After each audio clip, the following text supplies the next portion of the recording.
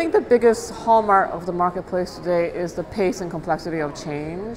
So I think most marketers are looking for true partners that can help marketers navigate that change, not be fighting it anymore. And so when we went into this search, we were very focused on what's the right operating model to help us compete in the future. It was not about spec creative. We didn't ask for any creative work. It was really about who can help us harness data, turn it into creative insights, and deliver it with craft. So some of those fundamentals are still really important. It's just so much more complicated, the ecosystem. It changes so much faster. So you need agency and operating models that have data, technology, and innovation really built into the heart of the model. So that was what we were looking for very, very much, a partner to get through the change and make us competitive. As you know, the data equation is a whole topic for more than a session. It's the subject of many conferences around the world. I mean, for us, what we really try to focus on is like, what are the critical business decisions we're trying to make in the media space, often around audiences, but increasingly around outcomes. So what's the data spine and data governance that lets you really gather what you need, analyze it in a cost-effective way, and drive to decisioning that creates more competitive outcomes? I mean, we've learned, probably like many others, it's not enough just to get everything you can, separate from privacy concerns, which is a whole separate topic, but just like sometimes you're just drowning in data, and I think we've become more selective about figuring out what are the business issues we're solving for, which in our case is often revolves around who are the most profitable users, next dollar spent to keep in our franchise, to bring new people in. And that helps us sort of narrow what data we want and what data we don't want. It's not easy in CPG, as you know, because we don't always have first-party transaction data. So we've had to become more thoughtful about how we partner with our existing data partners, our existing retail partners, how we use our first-party data, and what's the right use of proxy data. But for me, the really most important thing is always about, are we clear about what decisions we're driving to, not just gathering all data in the world in these giant lakes and then sort of like fishing, basically, which is what sometimes the industry, I think, is a bit guilty of. When you look at a media plan that sort of balances addressable or highly targeted, what's the value proposition versus more broad brand awareness?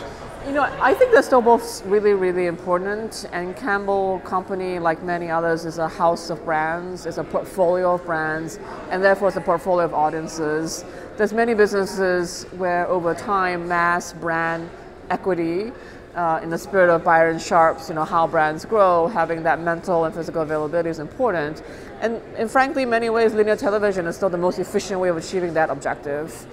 Next to it, equally legitimately, there's a role for much more targeted either audiences by product or within a big product to say, I'm really trying to get a person to buy their next can, I'm trying to get a person to try a different flavor, I'm trying to get a person to come into the franchise the first time. So we don't see mass and targeted as an either or proposition. We see it as kind of an and proposition based again on business goals. But we are super excited about the advancements in targeting, particularly in the television and video space. Our plans have tilted very heavily to video across screens. And so the more advancement there is in targeting on television, which is still a really important screen, we're excited to see it essentially catch up to the digital world, hopefully with less of some of the digital ecosystem issues that we've seen along the way. So that way we can always do what we need to do and fit the tool to the task.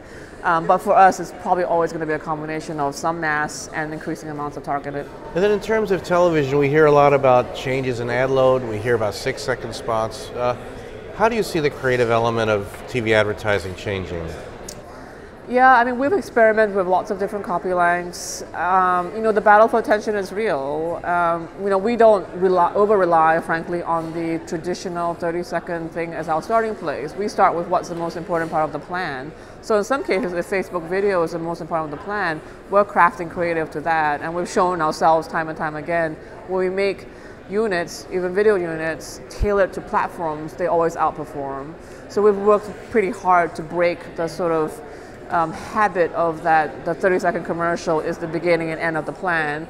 And because we have a long tail of brands, many businesses, they'll never have 30-second TV, so there's no point thinking about that as the end-all and be-all of the creative exercise. If they're social media-only plans, if they're PR-only plans, video shows up in a lot of places. So we've worked hard with our current creative partners, and we'll continue to work hard with our new partners to be clear about crafting to the platform, crafting to the end thing. So the 30-second commercial has a role, but it's not always the most important part of every plan anymore.